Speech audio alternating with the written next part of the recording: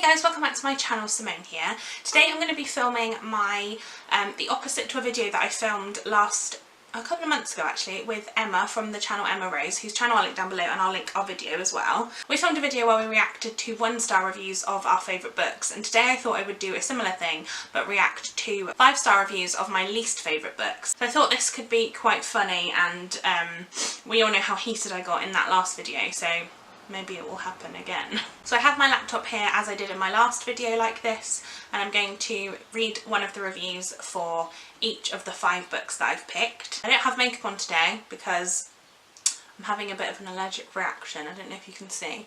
I don't know if I've used something different, but anyway, whatever it is, it's causing an issue. I don't want to put stuff on my face right now, so I'm sure you don't mind. Okay, so the first one I'm going to do is Harry Potter and the Cursed Child, the screenplay by John Tiffany and Jack Thorne, and the idea was by J.K. Rowling. This I have mentioned quite a bit in a video that I really hated this book. So let's see who gave it 5 stars. So I follow Chelsea from Chelsea Darling Reads, and she said, "I have no words, just tears. Lots and lots and lots and lots and lots of tears. I absolutely adored this. I really and truly loved it. I can see why some people may have issues with it, I can. But I personally loved every single second of this, and now I'm just going to go cry for the rest of my life because it's over. So many feels." Okay, I get it.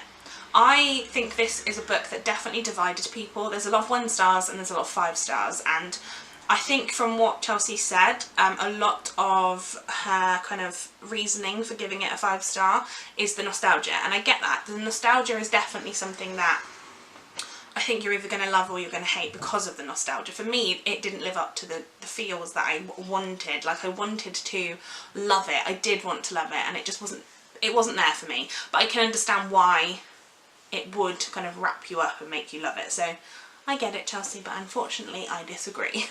The second one, we're going to do it. We're going to talk about the perks of being a wallflower. We all know I hate this book with a passion. So let's see who gave it a 5 star and what they thought.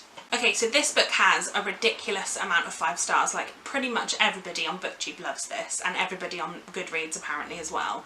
I have not really heard that many people saying they don't like it, and I give it a 1 star. So I felt like I was against the grain in this one, but I'm gonna give it a go anyway. Okay, so the first one that I found says, "Damn, this book was amazing." I completely disagree. And it's not one of those books where you figure out how amazing it is at the beginning or even through the first half. It slowly creeps up on you, or at least is slowly crept up on me, and the more I read, the more I loved it. Yeah, I mean, to be fair, at the beginning I was kind of like optimistic. I thought it was going to be good. I'd heard obviously amazing things and really, really wanted to enjoy it. And the more I read, the more I hated it. So I kind of think I had the opposite effect of that. And now that I've read it, I can safely say that this book definitely will go on a list of my favourite books ever. It went on my list of books that's going in the bin. Not really. And another thing I should mention is that I've been avoiding this book for a while. I mean, I did the same thing. I was sceptical, and for me, rightly so. One of the reasons was because I thought it was overhyped. Silly me. I think it is overhyped. But then finally we had to read this book for university, and I'm so glad that the professor chose this book. I'm glad I didn't do a thing where they picked that. It was the first book which I had to read that I absolutely loved, and I haven't seen the movie, so I didn't know anything about the plot, and I'm glad that that was the case. I still haven't seen the movie because I hated the book so much. I'm like, I like Emma Watson and I don't want to ruin her. Like, in my eyes. The Perks of Being a Wallflower is a coming-of-age story. I get that. But it is also so much more than that. It is a story about a boy named Charlie who just started high school. Because he felt alone and scared, he started writing letters to whoever is reading this book. Fine, it is. At the beginning, I didn't quite like Charlie as a character. He cried way too much and was a bit weird. I hated Charlie as a character. To me, he was very whiny. I don't know, I didn't find him real as a character. But as the book went, I started liking him more and more. I also started understanding him and actually relating to him. I didn't find that I related to him at all, to be honest, so I don't know, I obviously have very different life experiences than this person. Also, I liked most of the other characters, some more, some less. Fair enough. Yeah, they all had some flaws and they all did some things which I sometimes didn't understand why, but we all act like that sometimes. One more thing that I absolutely loved was the friendship between Charlie, Sam and Patrick. The only redeeming quality in my eyes was the relationship between the 3 of them. I really wish I had a friendship like they did in my own high school. It would certainly make things easier. I also love that this book felt so nostalgic. Even though I finished high school not that long ago, it still brought me back to days when I just started school, and I loved that it did.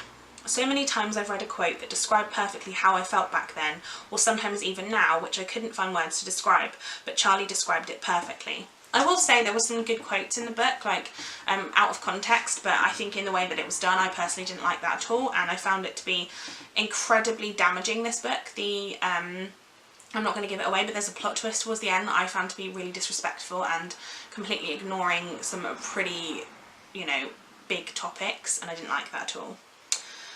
Now I should probably stop here and end this review before I get too emotional. So in conclusion, I loved this book and I can't say how much I'm glad that I finally read it, and I'm sure that I'll reread it many times in the future. I'm sure that I'm going to hopefully forget about this book and never read it again. The third book that I want to talk about is This Lullaby by Sarah Dessen, which was a book that I really did not get on with.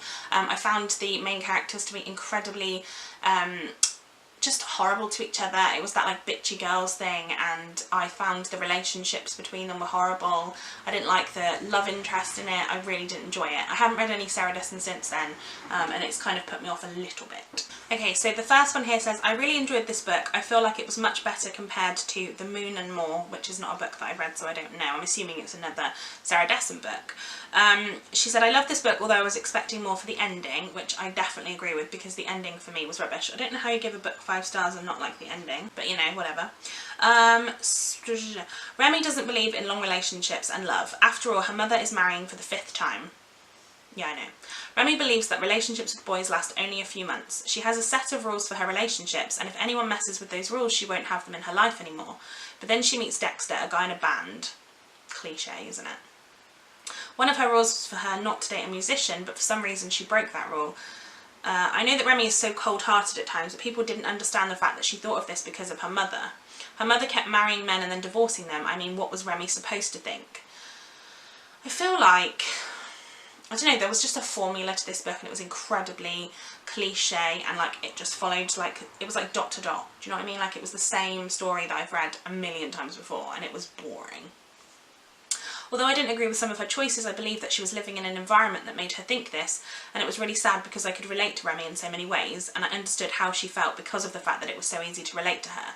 Okay, the thing I found was she was not an unlikable character, because I don't think that is really a thing, but she was a character that was really hard to feel sympathy for, because she kept moaning about her mum and how terrible she was, and yet she was following these rules that her mum had kind of had shown her or whatever, but she was against everything that her mum was doing, so it didn't make any sense to me that she was following what her mum was doing but also against it, because I don't know, there was just something about that that just didn't work for me in my eyes. All her friends were so funny, but at times I didn't like how they would force Remy to do things. I didn't think they were funny at all. I thought they were horrible. Like all of them. I don't know why they're friends, because a lot of them were fat shaming, they were ribbing on each other for being, you know, having money, and they were just vile to each other. They would keep bothering her to do something in order for them to get their way. Yeah, they all did that. But I like how Remy, Chloe, Jess and Alyssa have each other's back. I don't believe that that's true. I love the Diet Coke thing that they do. It is hilarious. The way their friendship works is really nice, and they all have a good understanding about each other. I completely disagree. It's like they hated each other. I really did not understand the friendship. Dexter was probably my favourite part of the story. He was just so funny and straightforward. He was incredibly pushy and forced himself on her, basically, which I did not like. I really liked his personality, and he was so different. He listens to everything you have to say and is honest with you. Even though he could be pushy at times, it's not in a negative way. Completely, he was incredibly negatively pushy, like, to the point where I was like, this is getting too much to me. He was the more funny, pushy type who would make you laugh. No, he used the humour in pushy to make her think that it was her idea, and it wasn't. And the bonding between Remy and him was so nice and sweet.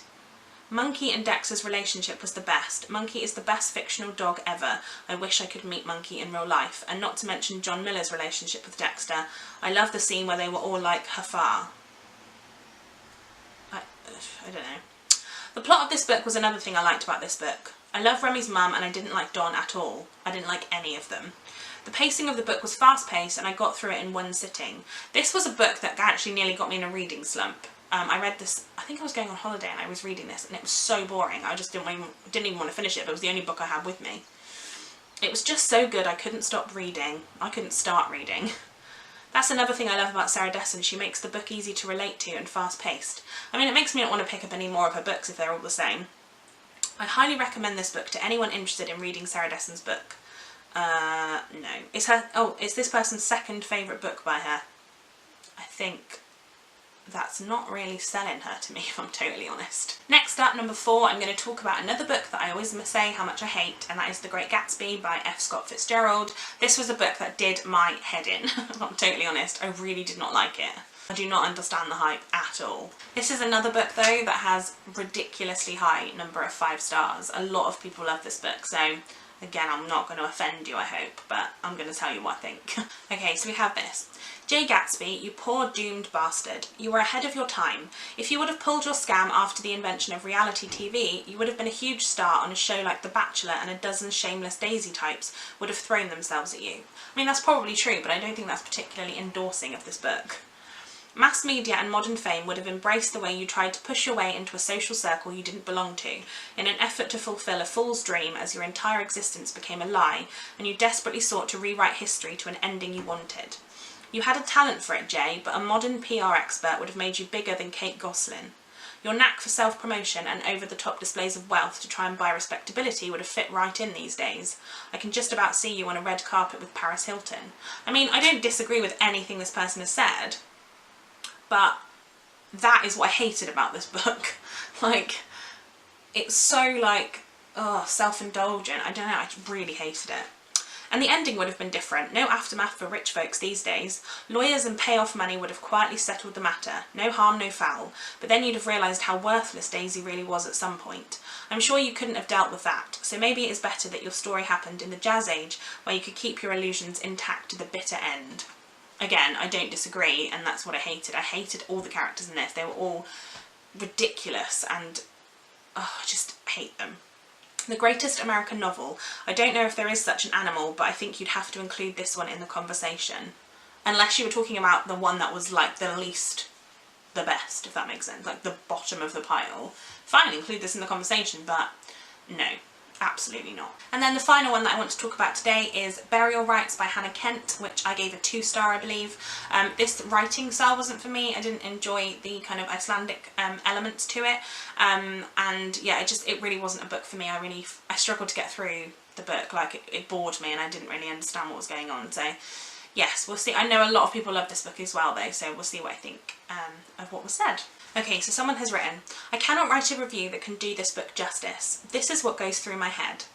I'm so happy I give few books 5 stars, because then when I run into a book this good, my 5-star rating means something. Okay, you need a strong stomach for this book, I have warned you. Again, I agree with that.